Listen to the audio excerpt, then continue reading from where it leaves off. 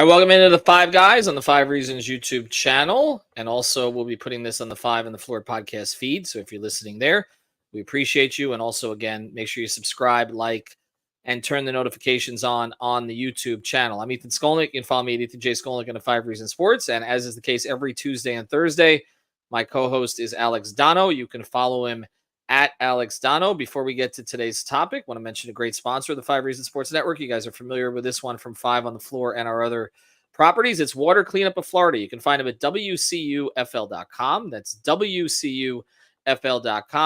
Any leaks in your home, in your business, reach out to them immediately. Don't wait for it to become a disaster, although they certainly can fix it after it is.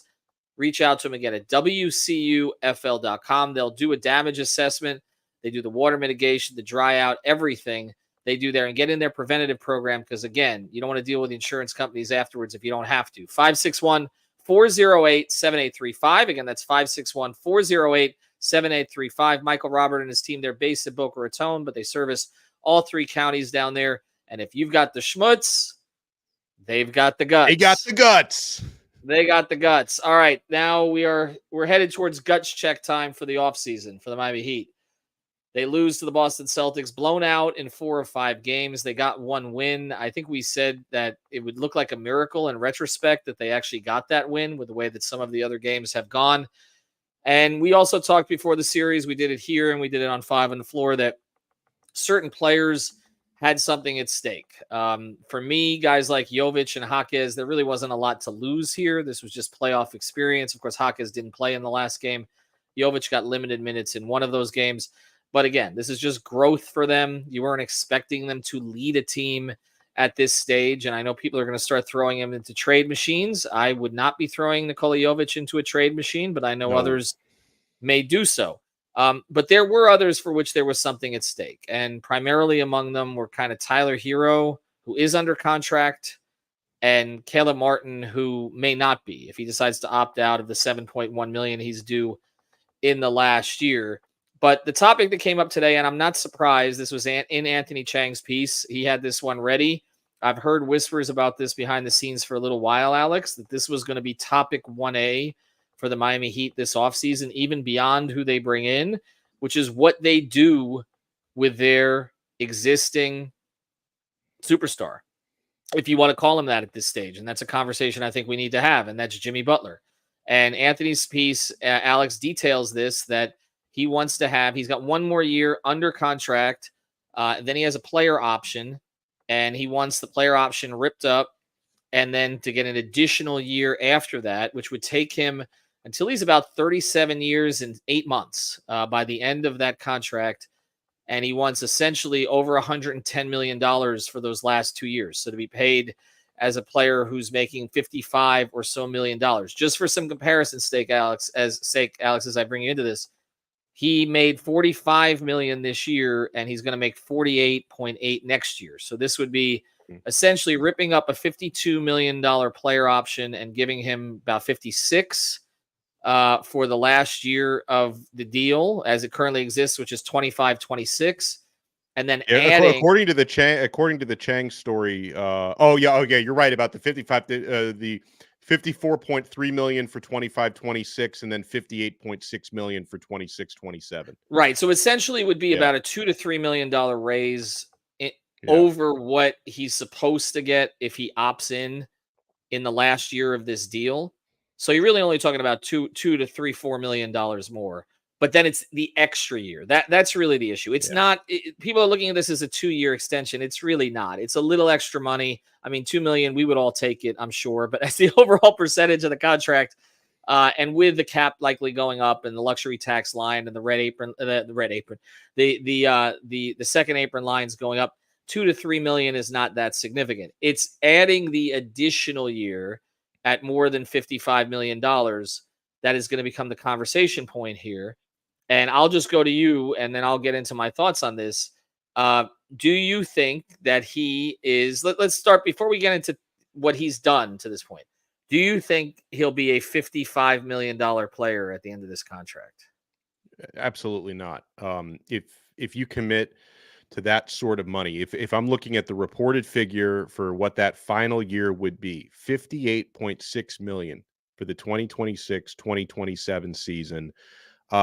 If you do that, you are paying him based on whatever meaning you think he has to this franchise, and you're basically giving him a lifetime achievement award. And hey, we love you so much. Thank you so much for those improbable finals runs. Like, it doesn't make actual sense, dollars and cents. It just doesn't. And, I know that you probably know more than I do. Obviously, the TV money is going to go up. And so the cap is going to get bigger. So obviously you'd be talking about 58.6 million in a bigger salary cap than what we have now. So the percentage would adjust a little bit, but still, giving that big of a percentage of salary cap to someone who's going to be 37, to commit that to a 37-year-old not named LeBron James when he was 37, that's a hard sell for me, especially when, again, and this is cold. I get it, because I'm not really commenting on Jimmy as a player when he's healthy. I'm commenting on the reality and the big picture with Jimmy Butler is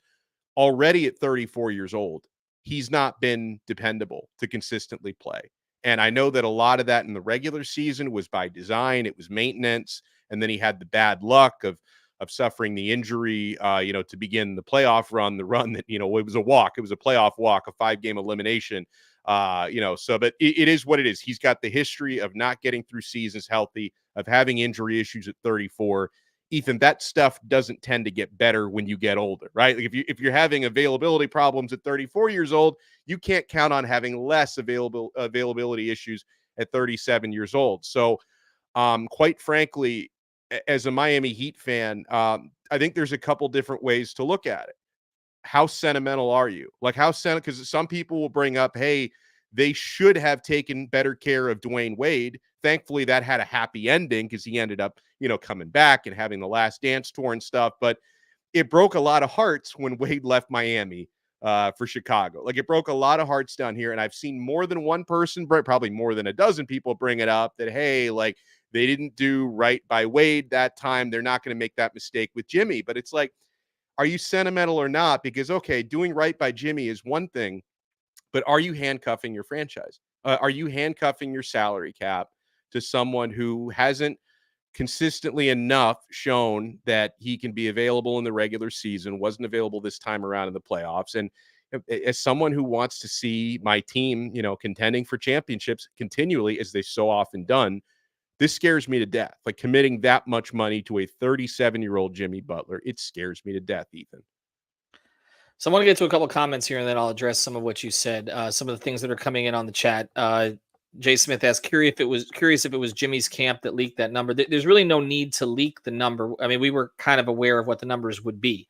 It's a max extension. The only question was how many years he was going to ask for. And I can tell you that I've been hearing for the last month or two that this was, again, going to be topic 1A as soon as the season ended. I also know for sure, okay, that the last time that they went to go get an extension for Jimmy, which the Heat granted, their camp was expecting a fight on it, and there was no fight. They went to there was a meeting between the representation for Butler and the core members. You can figure out who they are. Okay, obviously they include Pat and Andy. I believe Mickey might have been there as well, and Nick. And there was a dinner, and it was like, okay, here.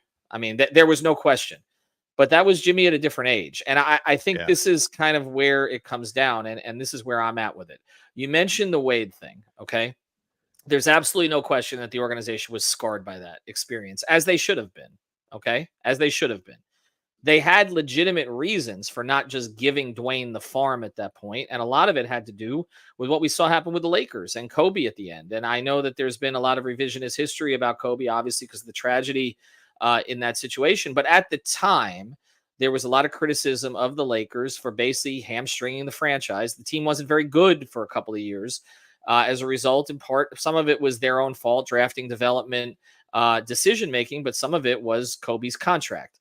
Now, you mentioned that the cap and tax we could go up. Yes, I mean, right now, Amazon is built and NBC is built, bidding billions of dollars. Okay, and that's gonna increase, what they're looking at in terms of these rights fees in terms of what the cap's going to go to and what percentage, and the players are obviously going to get a significant percentage of that. So it may be a lesser percentage of the cap than we're projecting right now. Okay. But I'll say this, the organization, okay, which tried to be responsible with the Dwayne thing and actually presented to Dwayne, although he didn't want to hear it at the time, a way for him to recoup money down the road. And he didn't trust it, even though he'd been with the organization for that long. And we can argue whether he should have or he shouldn't have. He ended up taking less money in Chicago if you add in the Illinois state taxes. He did it because he was hurt. I mean, I talked to him throughout the entire process. He was hurt. He was hurt that Pat didn't get involved after Pat had been involved the previous year, and then Pat had to get out of the way because Pat and Henry Thomas weren't seeing eye to eye on it. The late Henry Thomas, Dwayne's agent, who they'd worked with many times, with Haslam, with Bosch, with Tim Hardaway, etc. Pat got out of the way, and then I know for a fact, because I was communicating with both of them, that both Dwayne and Gabby were upset about that Pat did not get involved. They felt abandoned by Pat. There was a real reason why he did it. Okay, so the previous year, 2015, Mickey and Nick had to broker the deal once everybody got out of the way. And so it was 1 year, $20 million that they brokered with Dwayne at his house. But anyway, it's a long way of saying they've been through all this before, Alex, and they made a decision not to break the bank for Dwayne, to try to do it in a responsible way. And they were killed for it. Okay. Yeah. And so then they overreacted by overpaying slightly above average players like James Johnson and Dion Waiters. Okay. After they had him on good 1 year deals and they decided to extend them at good money. And I feel like ever since there has been this thing that if they ever end up with a player of Dwayne's caliber or close to it, they will take care of him. They gave Bam the extension a year early when they didn't have to, and that hamstrung them in the pursuit of Giannis. I think they will ultimately bend with Jimmy. And here's what I'll say, Alex, and I'll throw this question at you. If you're going to give Jimmy that kind of money, okay, because of the optics, because of what he's given to you, not what you're expecting him to give, what are your expectations for him? Because to me, if you're going to add this extra year to him, like, to me, this comes with, okay, we're going to get more out of you in the regular season. Like because otherwise you're asking him to pull a Houdini act in the playoffs all the time. He's not going to be capable of doing that from a 7 or 8 seed, because again, he's playing 50 games during the regular season. He's playing 15 of them hard. Yeah, if you commit to this extension, the expectation has to be, like, obviously occasional maintenance is reasonable, because we still want to win in the playoffs, so we can't expect you at 35 and then 36 and then 37 to play 82 and beyond. So yes, a certain amount of maintenance is reasonable, but you can't be appearing in 55, 50, 58 games because of maintenance and then expect that to be okay. Because guess what? If you'd played in more regular season games, Heat wouldn't have been a play-in and then the 8th seed in the first place. And they wouldn't have had to go through Boston. And maybe even if Jimmy had gotten hurt, they could have had a better shot to pull something out of the hat in that first round series. So you're 1,000% right. And it's one area where, it felt like, and maybe they were just two different personalities, Ethan, but this idea of like bending so much to a star player, that never used to be Miami's MO, because wasn't that a big reason why LeBron decided he'd be more comfortable in a different organization in Cleveland at the time when he left here? Was because, it just wasn't that sort of an organization where he got to run the show. He got a chance to run the show other places. So it's like, you feel like now they're letting Jimmy run the show in a way that they didn't let LeBron run the show. Oh, they have. But they absolutely have. I mean, like, there's no comparison to what the way they were with LeBron and the way they are with Jimmy. There's just, I mean, I was there. I'm not there with them on the road like I was. I traveled to pretty much every game for the big three. I was around that team all the time. I knew all the inner workings of it. This team, I'm at the home games and obviously covering it from a podcast perspective, but not on the road as much. But I mean, Jimmy gets his own hotel on the road often. Like, that was not something that was ever considered with LeBron. I just, I mean, even the dealings with the media, and people take this as sour grapes. Like, I don't care if Jimmy talks to the media after every game or not. I don't. I just know that LeBron did.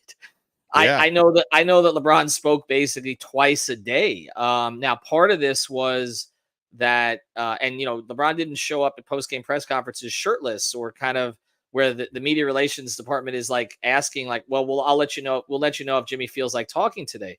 See, some of that stuff does matter, and not for us. Again, I don't care if we get the quotes or not. He's a great quote when he does talk, but then it falls on other guys. This thing. I kind of feel like everything has fallen on Bam lately.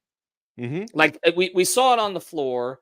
He's got to kind of be the face of the franchise. He's the one who has to deal with the media every day. He's kind of expected to keep guys in line in that regard. And again, Bam, and this plays in too. Bam is going to be up for an extension also. So now you're talking about, I mean, if you're going to commit another year to Jimmy, you're going to be committing to Bam's timeline, and they're not trading Bam. Okay. So they're committing to Bam's timeline and his money. You're talking about investing $100 million a year basically into the two of them. Right. So my thing on this is, and again, I don't want to get into the media stuff. Like I said, it doesn't matter. I'm just saying, you asked about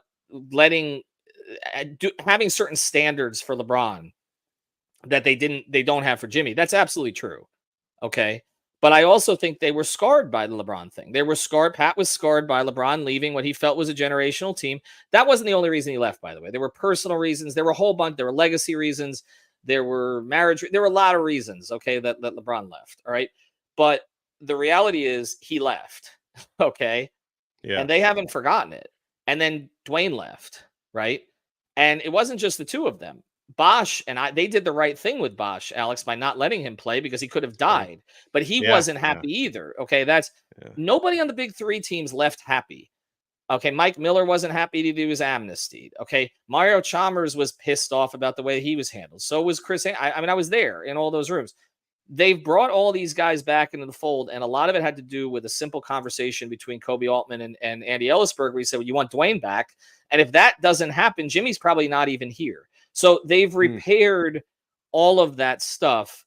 I don't think they want to have a public, messy situation with a guy in Jimmy Butler who literally took the third stringers in Minnesota, okay, to embarrass Towns and Wiggins. Like, this is not the guy you want to go to war with, particularly with everything that he's given to the franchise. Well, yeah, and I got a follow-up question on that, because like there are different ways to go to war, and so I have seen people bring up the point that even if you don't give him the extension, he is still under contract for the next 2 years. But then, Ethan, if you were to keep him around without giving the extension, he's disgruntled. Things could get really tough. Like, there's no road forward to that, right? You either extend him or you trade him, right? Like you can't just keep him around under the current deal and expect him not to be disgruntled and want to leave. I agree with you, and that's a core point. Like, that plays into this. Like, you can't have him unhappy. You can't. I mean, we've already had the situation where, the emo Jimmy thing at the beginning of this year, which was funny. I mean, I love seeing that picture the whole year. But with every joke, there's a hint of truth, right? Like, he was mocking the fact that everybody thought he should be upset about what happened this offseason and not getting Dame. He actually put out that IG video, remember, where he was kind of about investigating the league, or I don't remember the specifics of it, so don't quote me, but it was funny. Was it about tampering or something? Right, the whole tampering thing, right? Yeah. So, but the reality is, like, if you're going to bring him back in a situation where it's now public, okay, and I had a feeling this was going to go public in the first couple of days, and that Anthony or Ira would talk about it. We've hinted it on the podcast as well. You can't then bring him back without an extension, I don't think. Yeah. And I think that if I were in his camp, I would count on that. I would count on the fact that the Heat, to a certain are kind of over a barrel here. And we talk about the Dolphins, kind of like the Dolphins are over a barrel with Tua. Like, he's not going to act out the way that Jimmy might act out. Obviously, totally polar opposite personalities. But also, like, you don't have another option at that position, and you don't want your quarterback being a lame duck and as your leader. So in both situations, like, there are just certain things as an organization you have to do. I just am asking the question, and we'll get to this on the other side of the break. I'm asking the question, okay, if you're going to do that, again, what is your expectation level of Jimmy, and how do you enforce it? How do you Yeah. enforce? Like, how do you enforce him playing 60 to 65 games and playing at least 40 of them at a high enough level that you can get a top seed that you need to be in? All right, so let's get to our sponsor here, and then we'll get to that as well. Hey, it's Ethan Skolnick for the 5 Reasons Sports Network. We've got a great new sponsor that fits with us perfectly. It's called jerseys305.com. That's jerseys305.com. This is your home for dead stock and vintage jerseys from the Heat, Panthers, Dolphins, Marlins, and the other local teams. Their mission was born from a passion for wearing jerseys of the old styles and the past players. Jerseys 305 aims to make every fan stand out from the crowd with unique pieces that you don't commonly see anymore. Maybe 10, 15, 20 years ago, but not today. And Jerseys 305 was created by the fans, for the fans. They're diehards just like you. In fact, they're probably listening to this episode right now. So check them out, Jerseys 305, their partnership with 5 Reasons Sports, celebrating with a 10% discount on the next purchase using the code 5 at checkout. Unlock your exclusive savings on the entire vintage collection. Let me ask you this before we get to my other question. If Jimmy Butler was on the open market right now, okay? Let's say he's a free agent. All right. Yeah. And let's say that the Heat, but he's not, obviously. He's under contract for next year, regardless of the extension situation. He has a player option for the year after. So he's really under contract for 2 years because worst case, he'd opt into that most likely. Okay. Let's say that he's a free agent right now. What's he commanding? Let's say that you're the Philadelphia 7. Let's say you're the Orlando Magic. Yeah. Okay. Yeah. You're the Orlando Magic. You're a rising team. You kind of need a wing with his kind of toughness, grit, playoff pedigree, etc. But you're close. Like, I mean, you've got Paolo, you've got Franz, you've got some decent backcourt players like with Suggs, etc. They're looking at Paul George. That's the rumor. What if Jimmy Butler was a free agent right now? If you're the Orlando Magic, what are you giving him? I think you've backed me into a corner because I think they probably don't they give him a max in that scenario. Now, obviously that scenario does not apply to every team. It's got to be a team in a very specific situation, needing a wing with playoff caliber and experience, right? Who, yeah, he's on the tail end, but he has shown superstar abilities. So I think certain teams would give him what he wants. Do you argue that? How do you feel about it? How many years? That's the question. 2, not more than 2. But two starting next year, right? So 2 starting next year. Yes. Yes. Okay, so yes. let's say not into 37, into 36. Okay, so really the issue here is that last year, right? It's the years. Yeah. Yeah. It's the year because I would agree. And remember, they went year to year with Dwayne, right? They gave Dwayne a 1 year in 2015. Dwayne was younger than Jimmy is now, by the way. Although Dwayne was not healthy, which was rare because he was still dealing with the knee situation, was not at the level that Jimmy has shown in the past couple of years in the postseason. I want to be fair about that. Even though, and then Dwayne had a very good 15-16 season, and there was a purple shirt guy thing and everything else, and he kind of had a bit of a resurrection and different trainer and a whole bunch of things happened then. But I'm not going to claim that Dwayne at that stage was what I think we expected Jimmy to be in this postseason. So I want to be fair to Jimmy about that. But they did go year to year. I mean, they were going. They gave him the 1 year, $20 million, and then they looked at it again in 16, and then it was 16 that he got offended and left. I think that most teams would give Jimmy a 2-year max starting now. Yeah, I don't think they would give him a 3-year max starting now. I think that's where we're getting into this. And again, that is the extension basically, because I don't care about the year. And this is getting misinterpreted on Twitter because, again, they're not realizing that they're ripping up a player option. Even though Anthony explained it, not everybody is behind the Herald paywall. They're not understanding that they're ripping up a player option and essentially just giving him an extra $2 or $3 million that year, or that's what he would be looking for. It's the year after. And I guess the question that Heat fans could then throw at us is, well, couldn't you flip that contract in the last? I mean, you flipped Kyle's deal, right? Which was 30. This is almost twice as much. But is anybody taking a $55 to $57 million or $58 million, as you say, $58 million, expiring contract so that they can go get other pieces at that stage. Yeah. If Jimmy at that stage is unplayable, which I don't know if he's going to be or not, considering again the Mhm. wear on the tires and the way he's had to carry the Heat the past couple of years. Well, so I got a question for you because it seems to me like the only viable options here are to give him the extension he seeks Mhm. or to trade him. Like you can't expect him to play disgruntled without a new deal, and maybe if you don't offer him, that extension that he wants, then he would ask for a trade anyway.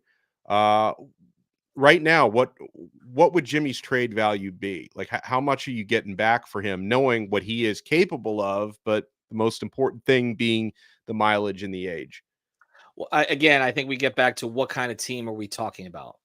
Yeah, yeah. I think there are certain teams that would highly value what Jimmy Butler can still provide. And I'm seeing in the comments that I have some weird thing against Jimmy. Jimmy to me is a top 5 player in Miami Heat history. It's not about that. Yeah, Okay. yeah. It's not there's no resentment towards Jimmy. They are nowhere near where they've gotten over the past few years without Jimmy Butler. Okay. And I honestly, he amuses me as someone to cover. So and for me at this stage in my life, it's all about entertainment value. So there's no issues. Oh, I'm with you. I remember when I had a lot of fun when I was covering the Dolphins every day. I had a lot of fun covering Jay Cutler, and it had Mhm. nothing to do with how when he came to he was terrible. I enjoyed covering when I would talk about how much I enjoyed covering Jay Cutler. People, he sucks. What are you talking? And I know that's not the case with Jimmy, obviously, but I Right. understand the quirks when you cover a team day to day. Sometimes certain guys are interesting to cover. Yeah, and he has been interesting to cover, and he's provided more. And this is part of the thing here. He's provided more than we even thought he would provide, or that the Heat even thought he would provide when they acquired him. So this is not a resentment issue. I will say that all day long. He rescued this franchise, okay, from the Hassan Whiteside era, from the dark ages, okay. So, but this is projecting forward, and there's no question that paying him $58 million 3 years from now is going to be paying him for past performance. And so I guess when we talk about a trade, it would have to be a team that is close. Okay? I mean, you're not sending Yeah. him to a non-contender. He's got no value there and he's not going to be happy there and no team is going to trade for him there. So it is a team like in Orlando. It is a team like if OKC wanted to try to cash in. Like let's say that you had a situation where they get to the next round, which I expect them to do. I think they'll beat Dallas or the Clippers. They get to the next round and then they lose to Denver or Minnesota, which I think is a very reasonable possibility. They're a young team, particularly if it's Denver, right? And you're there looking at it, and Jimmy can be the guy to get them over the top, like that. That's attractive, okay. Hmm. But then again, you still got to match salary. You got to find the salary Yeah. from there, or you got to find it from a third team. And and then you got to decide, and the Heat have to be comfortable with what they're going to ask for in that kind of situation because they're replacing a guy who has become, in a lot of ways, another franchise icon for them. So I don't think it's a long list. I think there's a long list of teams that would be interested. I don't know if there'd be a long list of teams that would be a match with Jimmy's current contract. And by the way, if you acquire Jimmy, isn't he going to expect an extension from that next team? Exactly. Yeah. So it has to be a team that's willing to do what the Heat would not be willing to do. And so that's another factor to consider here. And so I think all of this is leading to this. Okay. And this comes in from Morgan on our Instagram page. Excuse me, on our YouTube page. Make sure you check out our Instagram too at 5 Reasons Sports. I think the most likely scenario is they give him the extension. I agree. I mean, I was leaning that way anyway. And then based on, the last 29 minutes of conversation, like I was leaning 70% in that direction. Now I'm 95%. Yeah, I think they're because I think it's the path of least resistance Yeah. here. I think that I don't know that it's good business. But they've done things that they knew were not great business before. Let's go back to the Kyle Lowry acquisition. They knew the third year was going to be problematic for him. Yeah. They knew he was not going to be playing at the level of his contract. They did it because that's what they had to do to acquire the player. There was interest from New Orleans, from Philadelphia, from some of these other teams. They had to do it. And you know why else they did it? Because Jimmy wanted it. Yeah. And so I come back to this. They have operated over the past 5 years doing what Jimmy wants. I have a hard time seeing them reverse course on that, even if you can definitely make a cogent argument that he's going to be a $20 million player in the last year of his contract in the regular season, at least, and not a $50 million contract. This comes in from Broham. Ethan, do you think they could talk about pulling a Tim Duncan, at least make the extension affordable to help build the team better? Guys get their money these days. Yeah. Fair. Who's taken less tradition? I mean, Dwayne did. It was a little exaggerated at times, but he was never the highest paid guy on the team. He did take less money at times, but really, Dirk and Duncan are the only two that sort of jumped to mind that just didn't get the max that they could get. Right? Is that of like the last 20 years of stars? Yeah, I mean, obviously, like, people bring up Udonis Haslem wasn't a star, but he was known for taking some sacrifices in his day. But out of like bona fide superstars, I can't think of another outside of Duncan and Dirk. Every time that we've hoped for this, it hasn't happened. I remember when LeBron was opted out in 2014, there was a lot of conversation. Well, Bron could take less money and help them build a better team around him. And his age, I got that email from his agents. Okay. LeBron James is not taking less money. I mean, it was like one of those simple emails I've ever received. Okay. And then everybody put it out there. Windhorse and everybody else put it out there that day. He's gonna take the max allowable. He just is. That's what these guys do. And look, I don't blame them. And I also know that the Players Association would not be comfortable with them taking less. That's a great point. I always forget to bring that up, and you're 100% right, because then all of a sudden you're setting an example that I'm not saying this in a negative way, but the Players Union does not want that example being set by any of their members. No, they fought for these guaranteed contracts for a reason. They fought for these particular maxes for a reason, and you don't have a guy who's currently in 11 different commercial campaigns, and is going to be in the Bad Boys 4 movie. Like being the example for a guy who took several million less. I just don't see that happening. So we'll discuss it more as we go forward. I know people have strong opinions about this one way or the other. My final thought on this is, if you're committing to this, if you're going to give Jimmy that additional year, it really is 1 year. Okay. If you're going to give him that additional year, if you're going all in on the Jimmy build, then you're going all in. Then at that point, my discussions about keeping Jovic and all the rest of this, I guess, becomes somewhat irrelevant, because if you're going in on Jimmy, then you're going in on Jimmy. You got to get him the maximum help to win now, because you're committing to this particular build. But then Jimmy also needs to go in on you in the sense of, I don't think a 55 game player gets you to where you need to go in the modern NBA. I do think seeding matters. And I think that, I think an expectation of, again, at least 65. Can we get to 65? That's the NBA standard rule. Can we get to 65? Can we maybe even get close to 70? And can those be played at the kind of level that gives this team a chance to get the right seed? All right, let's close it up here. Alex, we appreciate it. Thank you. Thanks to our sponsors, Jerseys 305. Make sure that you check them out. They might have a vintage Jimmy Butler jersey in there, and also check out the rest of the content on the YouTube channel and on 5 on the Floor. We are going through the off season, and we are officially in the off season, but we're also going to be ramping up all our Panthers coverage. So make sure you check that out. Our guy Alex Baumgartner's in practice right now. We'll be doing more live shows. They're the team in town right now, because that one that plays at Marlins Park, I'm not really familiar with them. Have a good one, everybody.